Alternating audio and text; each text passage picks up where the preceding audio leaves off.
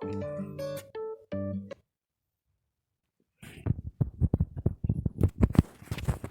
Students, welcome to my YouTube channel KR science classes.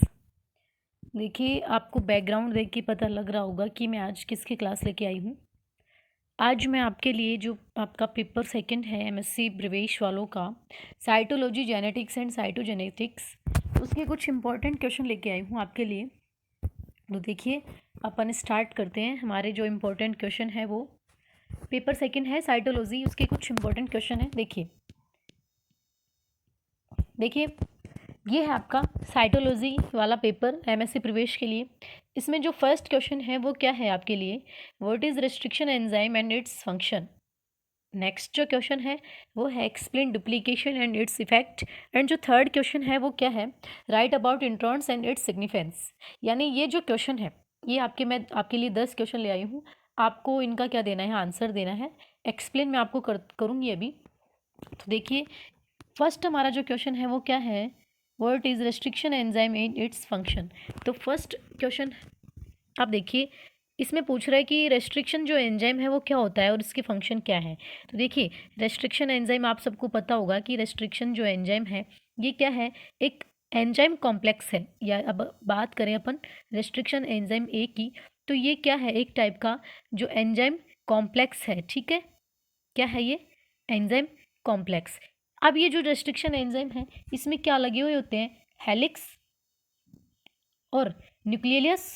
ठीक है, क्या लगे होते हैं इसमें, हेलिक्स और न्यूक्लियस। अब देखो, इन हेलिक्स के कारण ये जो रेस्ट्रिक्शन एंजाइम है, ये जो हेलिक्स हेलिक्स लगे हुए हैं ना इसमें, इन हेलिक्स के कारण क्या करता है, ये जो रेस्ट्रिक्शन एंजाइम है ये क्या कर लेता है, जो डबल स्ट्रैंड डीएनए होता है, यानी जो डबल स्ट्रैंड डीएनए होता है उसको ये किस में चेंज कर देता है, सिंगल स्ट्रैंड डीएनए में। किस में चेंज करेगा, सिंगल स्ट्रैंड डीएनए में। यानी ये जो हेलिक्स प्रेजेंट होते हैं रेस्ट्रिक्शन एंजाइम में, उसकी वजह से ये जो डबल स्ट्रैंड डीएनए है वो किस में चेंज कर देता है, सिंगल स्ट्रैंड डीएनए में। आपने 11th क्लास में पढ़ा होगा कि जो रेस्ट्रिक्शन एंजाइम है वो क्या करता है, जो हेट्रोक्रोमेटिन पे के ऊपर अपना काम करता है। जैसे कोई भी क्या हो गया, नॉन सिस्टर क्रोमेटिड, यानी कोई भी डीएनए हो गया, मान लो ये एक क्या है, डीएनए का स्ट्रैंड है। ठीक है, इस पे क्या काम करता है, ये कट लगाने का काम करता है। कौन, रेस्ट्रिक्शन एंजाइम। ठीक है, या फिर अपन बोल सकते हैं दूसरा इसका फंक्शन देखिए, तो ये क्या बोल सकते हैं कि जो रेस्ट्रिक्शन एंजाइम है वो जो होमोलोगस रिकॉम्बिनेशन, ठीक है, होमोलोगस रिकॉम्बिनेशन या फिर डीएनए रिपेयरिंग, इनका काम भी ये करता है। और साथ साथ ये जो बैक्टीरियल बैक्टीरियल जो अनुक्रिया है उसमें भी ये क्या करता है, अपना रोल निभाता है। कौन, रेस्ट्रिक्शन एंजाइम। ठीक है, इतना समझ में आया आपको। दोबारा बता देती हूँ कि रेस्ट्रिक्शन एंजाइम एक एंजाइम का कॉम्प्लेक्स है जिसमें क्या लगे होते हैं, हेलिक्स और न्यूक्लियस लगे होते हैं। और ये जो हेलिक्स होते हैं इनकी वजह से जो डबल स्ट्रैंड डीएनए होता है उसको ये किस में चेंज कर देता है, सिंगल स्ट्रैंड में चेंज कर देता है। ठीक है, और दूसरा इसका काम क्या होता है कि जो नॉन सिस्टर क्रोमेटिड होते हैं उन पर क्या लगाता है, एक निक या कट लगाने का काम करते हैं। अपन आगे और देखें कि जो रेस्ट्रिक्शन एंजाइम है वो क्या करता है, जैसे होमोलोगस रिकॉम्बिनेशन हो गया, डीएनए रिपेयरिंग का काम हो गया, तो ये भी कौन करता है, रेस्ट्रिक्शन एंजाइम। इतना आपको आई थिंक समझ में आया होगा। अगर आपको नहीं समझ में आया तो वीडियो की जो स्पीड है वो थोड़ी नॉर्मल में देखिए, और अगर जिसको समझ में आ रहा है तो स्पीड बढ़ा भी सकते हैं। ठीक है, दूसरा हमारा क्वेश्चन है कि explain duplication and its effect. तो ये आपको बताना है कि एक्सप्लेन डुप्लीकेशन, यानी डुप्लीकेशन क्या होती है। डुप्लीकेशन का हिंदी मीन होता है द्विगुणन। ठीक है, डुप्लीकेशन का हिंदी मीन है द्विगुणन एंड इट्स इफेक्ट। तो आपको बताना है कि डुप्लीकेशन की जो प्रोसेस है वो क्या है और इसके प्रभाव क्या है। देखिए, डुप्लीकेशन क्या होता है, डुप्लीकेशन एक ऐसी घटना है जिसमें क्या होता है, जो क्रोमोजोम होते हैं ना, यानी जैसे मान लो कोई क्रोमोजोम है, ठीक है, ये क्रोमोजोम है, तो इसकी दोबारा क्या हो जाती है, यहाँ पे ये रिटर्न यहाँ पे आ जाता है, यानी यहाँ पे इसकी क्या हो जाती है, पुनरावृत्ति हो जाती है। इसी को अपन क्या बोलते हैं, डुप्लीकेशन की प्रोसेस। यानी अपन बोल सकते हैं कि कोई भी क्रोमोजोम में जब उसी का पार्ट दोबारा क्या हो जाता है, रिपीट हो जाता है, तो उसको क्या बोलते हैं, डुप्लीकेशन की प्रोसेस बोलते हैं। आपने सुना होगा कि जो दो सेम होते हैं तो अपन बोल सकते हैं कि तुम दोनों क्या हो, डुप्लीकेट। मतलब डुप्लीकेट का मतलब आप वैसे नहीं कि तुम डुप्लीकेट हो, नकली हो, इसका मतलब डुप्लीकेट का मतलब सेम टाइप से। ठीक है, सेम। तो यहाँ पे अपन बोल सकते हैं कि जो डुप्लीकेशन है यानी जो क्रोमोसोम है उसमें उसी का पार्ट, एक पार्ट पहले आ गया और दोबारा वहाँ पे दोबारा क्या आ जाता है, वही पार्ट आ जाता है। तो इस वाली प्रोसेस को अपन क्या बोलते हैं, डुप्लीकेशन बोलते हैं।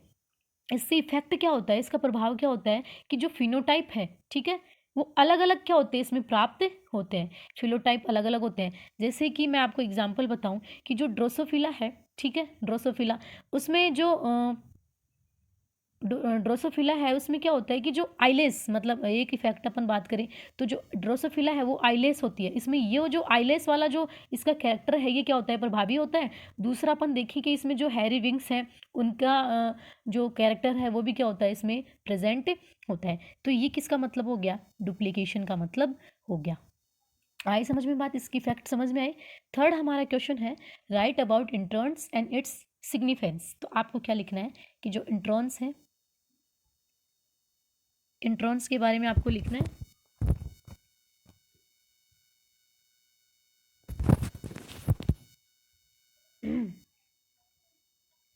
एक मिनट,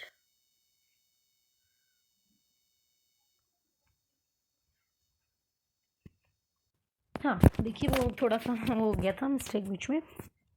आगे देखो, अपन को किसके बारे में बात करनी है, इंट्रॉन्स के बारे में आपको बात करनी है कि इंट्रॉन्स क्या होता है। देखिए इंट्रॉन्स क्या होता है कि जो नॉन कोडिंग डीएनए होता है, नॉन कोडिंग का डीएनए का मतलब आप समझ ही रहे होंगे कि जो नॉन कोडिंग डीएनए होता है एक उसका ही क्या है, एक लंबा स्ट्रेच है, क्या, इंट्रॉन, ठीक है। इंट्रॉन्स नॉन कोडिंग डीएनए का क्या है, एक लंबा स्ट्रेच है। दो जो क्या होता है, जो दो जीन होते हैं उनके बीच में पाया जाता है, क्या, दो जीन के बीच में क्या पाया जाता है, इंट्रॉन्स पाया जाता है, ठीक है। दो जीन के बीच में इंट्रॉन्स पाया जाता है। अपन दूसरी बात करें कि जीन में जो एक्सॉन है उसका डीएनए का स्ट्रेच होता है, जैसे ये प्रोटीन के लिए किसी भी अमीनो एसिड को क्या कर सकता है, कोड कर सकता है, तो इसी को क्या बोलते हैं अपन, इंट्रॉन बोलते हैं, ठीक है। अब अगर बात करें अपन किसके, इसका महत्व की बात करें तो महत्व क्या होता है, जो प्रोटीन सिंथेसिस की प्रोसेस होती है वो इंट्रॉन्स के प्रोसेस के थ्रू ही होती है। यानी ये ज़्यादातर जो इंट्रॉन्स है वो प्रोटीन सिंथेसिस की जो प्रोसेस है उसमें अपना रोल निभाते हैं, कौन, इंट्रॉन्स। तो ये किसकी बात हो गई, इंट्रॉन्स की। फिर अपन देखते हैं फोर्थ नंबर का क्वेश्चन, व्हाट इज जीनोम।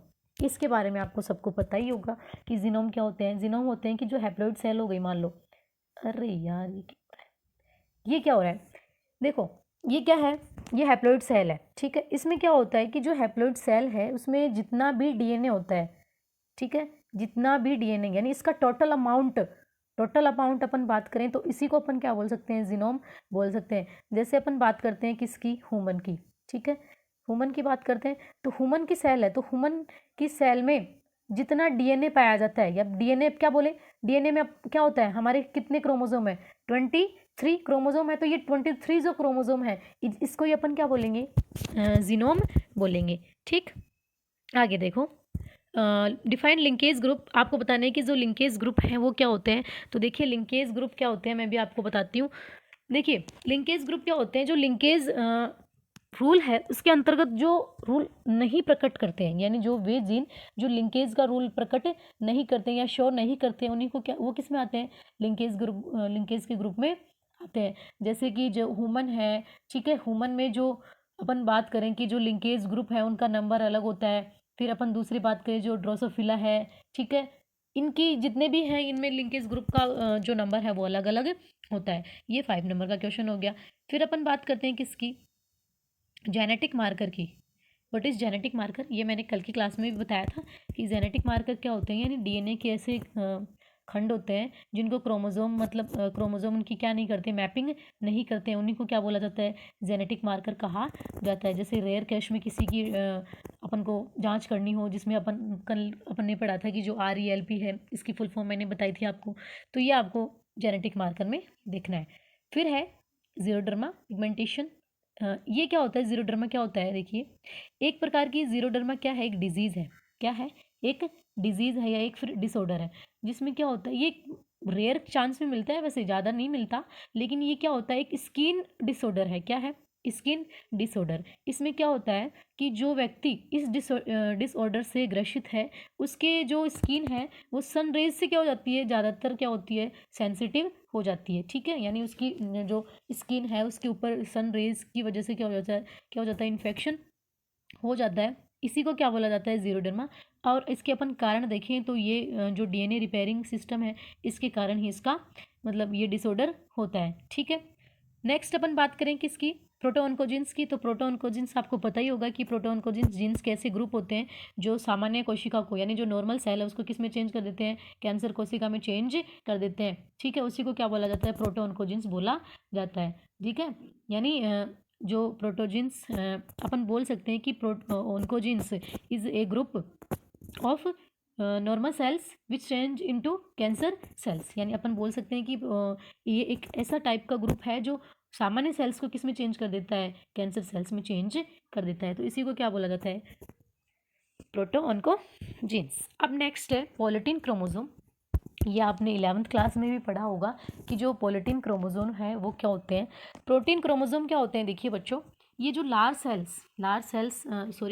जो ग्लैंड है या लार्ज सेल्स, ठीक है, मैं बताती हूँ आपको कि हमारी जो लार ग्रंथियां हैं या फिर जो जॉइंट क्रोमोसोम है वो भी इनको कहा जाता है। इसकी जो डिस्कवरी थी किसकी, पॉलीटीन क्रोमोसोम की, वो सबसे पहले एक साइंटिस्ट था जिसका नाम था बाल्बियानी। क्या नाम था, मैं लिख देती हूँ यहाँ पे, बाल्ब बियानी। क्या नाम था, बाल्ब बियानी। इसने इसकी डिस्कवरी की थी और किसमें की थी वो सुनना आप ध्यान से। यानी जो डिप्टेरियन स्पीसीज होती है ना, डिप्टेरियन स्पीसीज, उसका एक कीड़ा था, उसकी जो लार ग्रंथि है उसकी सेल्स में इसने इसको देखा था, किसको, पॉलीटीन क्रोमोसोम को। इसमें क्या होता है कि जो नॉर्मल क्रोमोसोम होते हैं, हमारे जो नॉर्मल क्रोमोसोम है वो इनसे अलग होते हैं बिल्कुल। ठीक है, किन से, पॉलीटीन क्रोमोसोम से। यानी ये जो प्रोटीन क्रोमोसोम है ये बहुत बड़े होते हैं, यानी जो नॉर्मल क्रोमोसोम है उनसे ये 200 गुना बड़े होते हैं। ठीक है, और इन दूसरे अपन बात करें कि इनके एक विशेषता एक और है, इनकी ये जो पॉलीटीन क्रोमोसोम है ये ओनली जो वेजिटेटिव सेल्स हैं उनमें ही ये क्या करते हैं, ग्रोथ करते हैं। तो ये किसकी बात हो गई, पॉलीटीन क्रोमोसोम की। किसकी बात हो गई, पॉलीटीन क्रोमोसोम। नेक्स्ट ये वाला क्वेश्चन मैंने आपके लिए छोड़ा है कि इवोल्यूशन ऑफ एक्सप्लोइड व्हीट, यानी आपको बताना है जो गेहूं है उसका इवोल्यूशन यानी उद्भव कैसे क्या हुआ वो आपको बताना है। कितने जीनोम उसमें काम करते हैं, क्या क्या वो मतलब किससे क्या रिएक्शन होती है। जैसे मैं आपको बता देती हूँ, एक इसमें डबल ए का होता है, डबल बी का होता है और डबल डी का होता है। तो ये आपको बताने हैं। इस तरह से मैंने आपको ये जो आपका सेकेंड पेपर है साइटोलॉजी वाला, ठीक है, इसके मैंने 10 क्वेश्चन आपको बताए हैं, बहुत ज़्यादा इम्पोर्टेंट होने वाले हैं। ठीक है, तो आप इन क्वेश्चंस को आराम से देखिए, वीडियो देखिए, समझिए, और अगर आपको इनका आंसर चाहिए तो मुझे कमेंट करके बता दीजिएगा। मैं आपको टेलीग्राम लिंक सेंड कर दूंगी और आप उस लिंक से ऐड हो जाइएगा, पीडीएफ आपको मिल जाएगी। Thank you.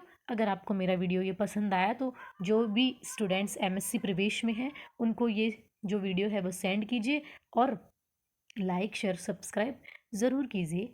Okay, thank you, bye, Radhe Radhe.